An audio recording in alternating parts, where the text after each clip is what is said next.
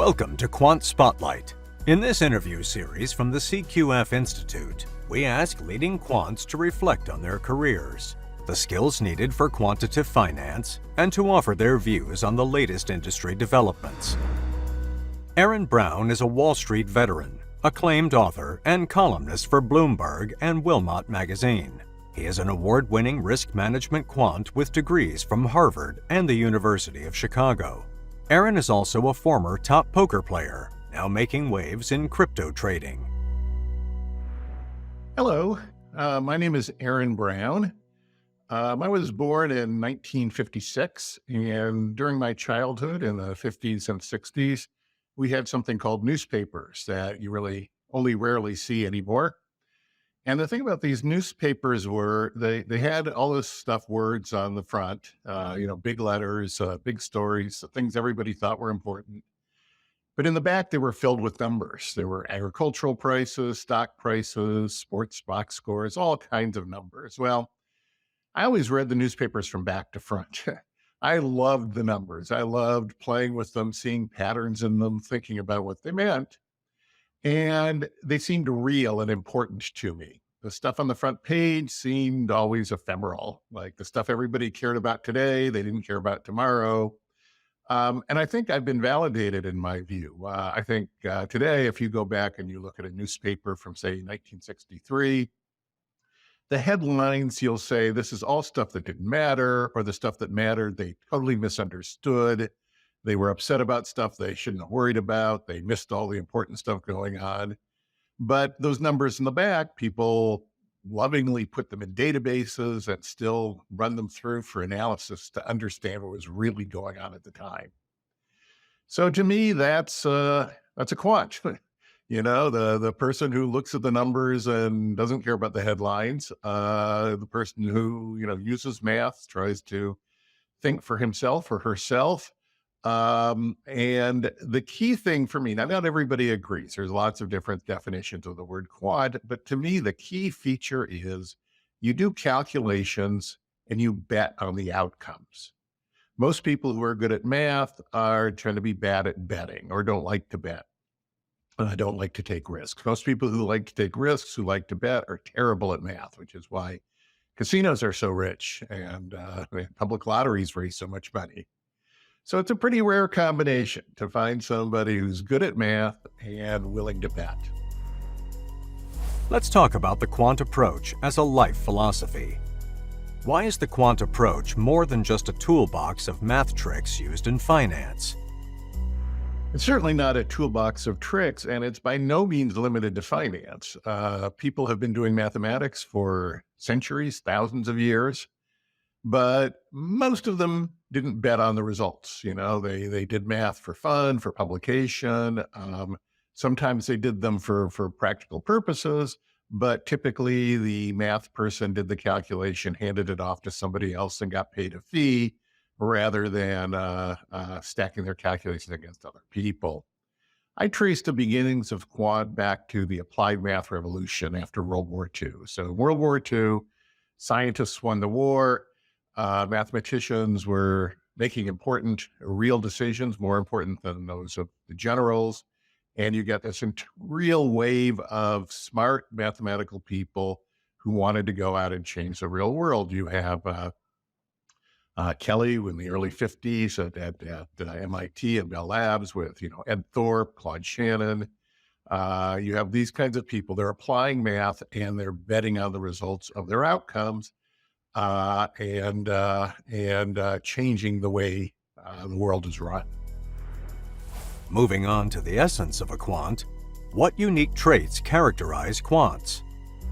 Well, as I said, you have to be good at math. Now, I don't think you have to be a great math genius, necessarily the person who gets a math PhD. But you have to actually use it. I teach a lot, and I teach PhD math students, and I teach at some of the elite schools of people where it's supposed to be the quantitative business schools and so on, quantitative economists. And I'm always shocked at how few people can actually use, say, calculus. I'm talking about undergraduate first year calculus, easy stuff, derivatives of polynomials, that kind of stuff, trigonometric function calculus, who can actually use it to make a reliable decision. They can do problems, right? They can pass tests. They can get good scores on standardized tests. They can pass the calculus exam with A's. But give them a problem, a real problem. Should I invest in this stock? How would you price this option? What side would you take and bet on the World Series? They never use calculus. It's just it's a formalism to them. It's something they learned how to do in school, kind of the way you learn grammar, the way you learn, maybe how to draw, not something they really rely on for their life decisions. So are quants just daring mathematicians willing to bet big on their calculations? Well, that's one way of putting it. I don't like the word daring. To me, the daring people are the ones who don't calculate, the ones who just go in their intuition or their faith. If you're a quant, to me, you're confident. You don't need to be daring, you really believe the results of your calculation. I've done a lot of work. I worked with a lot of quantitative people, economists. Worked on projects, worked on papers, worked on government projects that were very consequential, where major decisions were going to be made on these. On the results of this thing. And people were using methods they would never use for their own, to make a bet for themselves. They had zero faith in the outcome. They wanted to be paid a salary. They were smart, and they did, good mathematical work, and they got things published, and they got awards, and they got promoted. But nobody, including them, really believed in the results of those calculations. And that's it. So, earlier we said, daring. It's not really daring. It's just believing your calculations, believing that math really describes the world and that a clever person with math can get insight that is superior to what people get from tradition, from intuition. One of the specific examples of this, is we're going a bit farther forward than the earliest quants. But Bill James in baseball, so Bill James in the 70s comes up and starts applying math to baseball. And this is a game people have been playing for over a century at that time. That everybody thought was well understood. You had very highly paid managers and coaches to tell people, and Bill James demonstrated. And by the way, this has since been demonstrated in virtually every other sport, that they were playing the game foolishly, that they didn't understand just the basic mathematics. They didn't understand the value of strategies or the right way to put batters in a lineup or to, place your fielders in the field or when to do different strategies. And just simple math. Bill James is not the world's greatest mathematician. He's not getting a Fields Medal. He's not doing, cutting edge professional academic mathematics, but he's just, a smart guy who gathers data and looks at it carefully and does the math. And we find this out in every field in which quant methods have been applied. We discover that even the simplest quantitative measures do better than experts, do better than what people have decided by long tradition. So quants can revolutionize virtually every field. Exploring the importance of quants. What's the secret that makes quants indispensable across various industries? Well, I really think of something. I did a podcast with Malcolm Gladwell a couple of years ago, and he said something that completely surprised me. But having thought about it, I think he has a point. He said, the secret to you is willingness, the willingness to be disagreeable. And he actually did a scale. He said, there's a scale of 0 to 10, and you're a 7. And then there are people like Cliff Asness, who I used to work for at AQR. He's a 9. There's a Nassim Taleb, who's a 10. But what we share is we are willing to be disliked, to say, yeah, you're an expert and you've been doing this for 40 years and everybody thinks you're the smartest person in the world in this. I looked at it for 10 minutes and I can tell you you're wrong. And I'm willing to bet. I'm willing to, prove it. I'm willing to disrupt everything. Everybody says this is the way to do something, but it's not. I'm willing to start a hedge fund, and I'm willing to, make trades that everybody says are crazy or too complicated or will never work. If that, brings down the banks, if that, makes a central bank policy ineffective, whatever, I don't care. I just want to be, I do my calculation, I bet on the results, and anybody who doesn't like it, well, that's that's something for them to worry about with their therapist. It is this attitude. It's no secret. I mean, it's pretty obvious when it happens. You just got to be willing to be disagreeable. And the specific context of a Gladwell quote is a paper I wrote with Cliff Asmus about pulling the goalie in hockey. And, we showed him, by the way, we were by no means the first to do it. Lots of analysts have looked at this, and we've all come to the same conclusion that hockey teams should pull their goalies much more often. At least if your goal is to win more hockey games, what it means is you're going to have a lot more, 10-0 losses than you would otherwise have. A game that might have been a 2 or a 3-0 loss might become a 10-0 loss, but you are going to win a slight percentage, not many, but 3 or 4 games over a hockey season in the NHL, or games which could make the difference between the playoffs and not the playoffs, or Stanley Cup and no Stanley Cup. So it is important, but you guys just got to not care. Any coach who actually tried to do this would likely get fired. Fans wouldn't like it. It would mean, most hockey games would have long stretches of just silliness, where a team is down 8-0 and has its goalie out and, has 3 more goals scored on it. But, in terms of just the quant goal of winning hockey games, it is the right strategy. Let's talk about the evolution of quant careers. How will math and computer science innovation shape the future of quant careers? I don't think it's really fundamental. I mean, you need different skills, right? So when I was playing around with those newspaper patterns as a kid, I had a pencil and paper. We did actually have a computer, but my dad was a science professor at University of Washington, and he had a computer, digital equipment, an early digital equipment machine. So I could use that as well, but it was pretty, by modern standards, it's nothing even comparable to what you can do on your phone. And we got programmable calculators by the time I was in high school. So we had some aid from that, but basically what we did was pencil and paper. We gathered numbers from newspapers or microfilm. We wrote them down on a piece of paper. We did calculations by hand or with a non-programmable calculator, and we made our bets. Now, today, of course, a quant is going to spend almost as much time, perhaps more time, studying data science and computers, machine learning, artificial intelligence, as they are classic paper and pencil math. So the tools change, but the basic concept really doesn't. It's much easier than it used to be in one sense. So if you want to learn something today, you want to do a quant project today, you can probably go to the internet. You can probably download some pretty reliable data, run some, programs, some R routines, some Python routines, whatever that somebody else wrote, and get the kind of answers that would be a 5-year project, would have been a 5-year project back, in say 1970.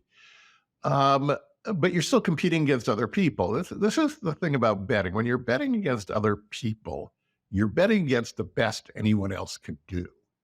Most of the time, quants like to compare themselves to, not quants, I'm sorry, mathematical people who are quantitative. They like to compare themselves to some, null hypothesis that nobody believes. It was pretty stupid. Or to some, very simple routine, a monkey throwing darts. And yeah, you can prove you're better than that. That's not too hard. But what you really want to do is prove that you're better than the best anyone can do. And what I like about sports betting and casino betting, if you win, if you're a consistent winner in a casino or at sports betting, it's not because you're popular, you're clever. It's not because you have this proof that impressed everybody. It's because they're really, really trying not to give you money, but they have to do it. And you're working with the best, whoever is paying you money, the best people in the world are trying to compete against you, and you really know the methods work.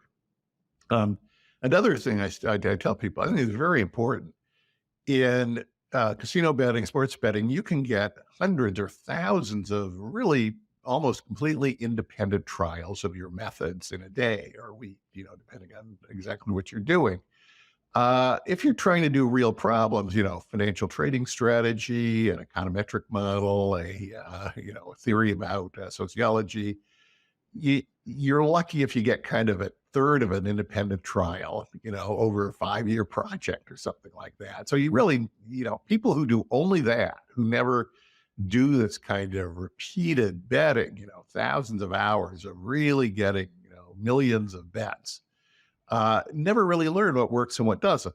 And, when I talk to sports bettors, professional sports bettors, I dabbled in that myself a little bit. Some of the methods they use are similar to what people use in academics, but a lot of the academic methods, most of the academic methods would just be laughable, just do not work. And a lot of the things the sports bettors have come up with are not well known among professional analysts, academic statisticians and quants. So I really urge somebody, if you want to be a quant, you got to get a lot of practice, and you got to really test out your models and yourself, to know when you're willing to bet and when you're not. People who never do that, who spend their entire career doing, academic kind of projects or commercial projects for a financial institution, lack that essential amount of practice. Speaking of career evolution, in the ever-changing world of quant finance, how do you keep your career moves as sharp as your calculations? Well, I tell you, I've worried about this a lot, and I'm a quant. I'd love to have a quant formula for this. I have never discovered anything better than a fairly simple rule, which is hang around with interesting people. Look around. If you're working, look around the people you're working with. If they're interesting people, if they're smart, if they're doing interesting things, if they're trying to do something interesting, they're not just there to get a paycheck and go home, or they're not just there to satisfy some neurosis they have. They're really interested in their results. They believe in what they're working on, and they believe there's some purpose to what they're doing. That's your best chance of being successful, right? If you're with people who you don't respect, who aren't trying to do anything interesting, who don't believe the results of their work, you're probably in a dead end. But let's say you're not. Let's say you're in the wrong area. Those people will go other places, and they'll look for interesting things, and they'll tell you about them. And if you find an interesting place, you'll know people you can bring in to help you. So in my feeling, it's your career is your network of people you trust and respect. If that's a big network and the people are trustworthy and worthy of respect, I think you will do fine. You may not be a billionaire. You may not be the richest person ever. You may not get a Nobel Prize, but you'll be doing satisfying work that more often than not pays off, and you'll be happy and successful in your life. If you don't do that, I can't, I can't see how people could be happy. I mean, okay, sure, there are plenty of people who seem to be happy, who don't do that, who are very successful working with people they don't respect or trust. But that's, to me, probably those people are not quants. So, if you're a quant, you value truth. If you're a quant, you value people who are willing to be disagreeable and tell you the truth rather than, tell you what will ever make them the most money.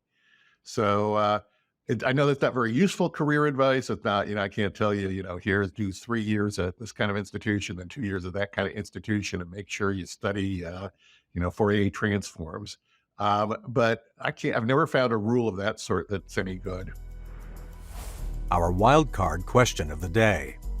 As the author of The Poker Face of Wall Street, do you see a relationship between quant finance and poker? Furthermore, did quant finance help you become a better poker player, or the other way round? Well, I knew poker before I knew finance. I'll tell you, well, there's two answers to that. First of all, any gambling activity, anytime you support yourself by risk taking, whether it's as a professional poker player, you're playing backgammon, bridge, you're a infantry commander in combat, any kind of activity where you're, you have to, in poker, you got to push, you got to push into the center of the table, not only your entire net worth, but greater than your entire net worth. And you got to do it not only without any kind of giveaway on your face or in your demeanor, but what's even more important, while still remaining in contact with the still quiet, reliable voices of your subconscious that tell you what's right. You got to filter out the fear, the greed, all those yelling voices that tend to dominate decisions. You're sort of evolutionarily wired to pay attention to fear, to pay attention to greed. But they're useless.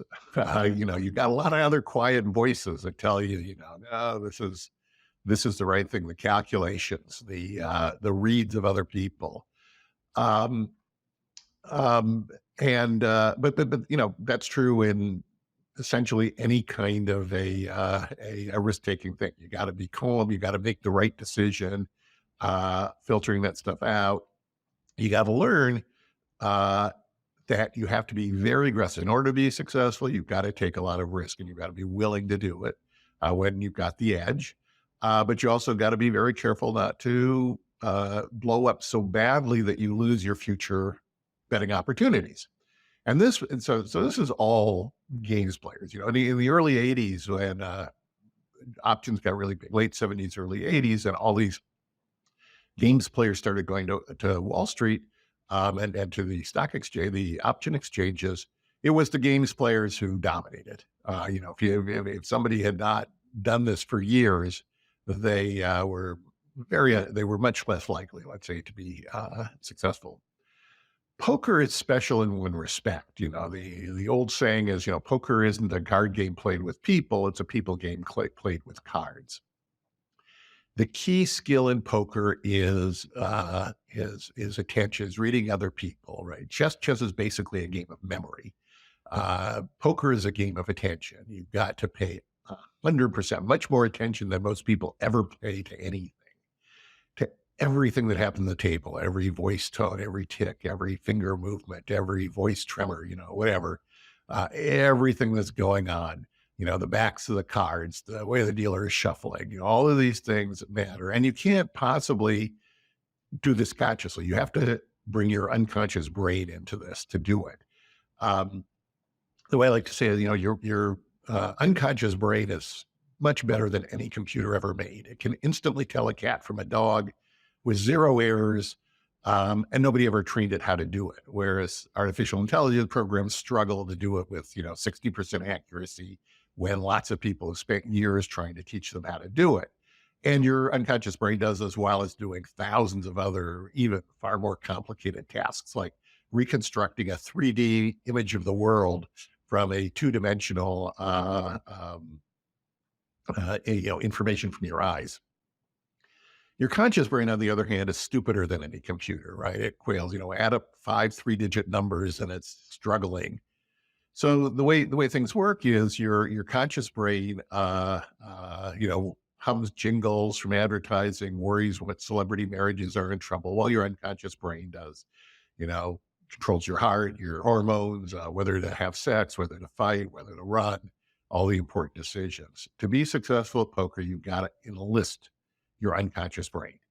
And that can only be done, in my experience, by people who spent way, way too many hours around their early teens in sleep deprivation, poker play at very high meaningful stakes.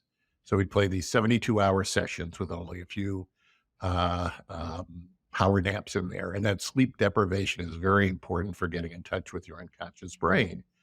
And I think of your unconscious brain as, a couple of hundred voices, and you have to figure out which ones are reliable. So, in a poker, a standard situation in poker is this other person bluffing? Do they have a strong hand or a weak hand? Your conscious brain is pretty bad. The best rule people have come up with on this is, strong means weak. And that's generally true, especially with beginner players. And if somebody is acting strong, they're probably weak. But your unconscious brain has faced this in evolution and through your evolutionary ancestors millions of times over the past few million years, and it's undefeated. right? It's walking. We're walking down a trail in the forest. You've got the animal you've killed that'll give you meat for the winter, and there's a guy standing in the path in front of you, looking strong. Is he bluffing? Will he run away if you just keep going and you can keep your food, or should you drop your food or run away because he's got people hidden on the side of the path who will kill you? Well, if any of your ancestors had ever gotten that wrong, you wouldn't be here. So that's what you've got to tap into for poker specifically. And that is very valuable for a lot of quant activities. There's a big downside to it, though. And I always warn people about this, that when you get really good at this, you feel like you can push the table around. You feel like you can get people to do whatever you want. You feel like you could just see their cards, basically. And it's a very heady feeling. It's euphoric. It's a dangerous, addictive kind of drug, because after the game, everything seems meaningless. Other people seem like robots. It's hard to believe they're even thinking inside, all this thing, trust, honor, loyalty, love, all the things that people really care about seem meaningless because these people are just mechanical and you know exactly what they're going to do. It's an illusion, it's not completely true, but it's a very unpleasant feeling. And it's, I think, one of the reasons why it's pretty easy to become disturbed mentally from doing this. The other issue is people are aware when this happens, and it gives a very highly negative reactions to it. So if you're a professional poker player, you get used to the fact this is a selective weapon. This is kind of your nuclear option. You use this on occasion for a really big decision that you have to get right. But if you do it a lot, nobody will play poker with you. And in fact, somebody might decide it's easier to knife you in the back than have someone this dangerous around. Thank you for watching. Subscribe to our channel now and explore more insightful interviews with industry experts. Want more exclusive content? Join the CQF Institute for free to discover the latest innovations and events in quant finance. Become a member today.